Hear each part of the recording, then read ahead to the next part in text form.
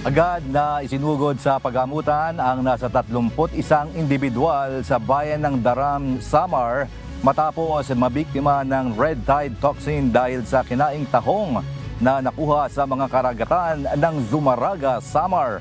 Nakaramdam ang mga biktima ng pananakit ng ulo, pamamanhid ng katawan, pagkahilo, pananakit ng tiyan at pagsusuka.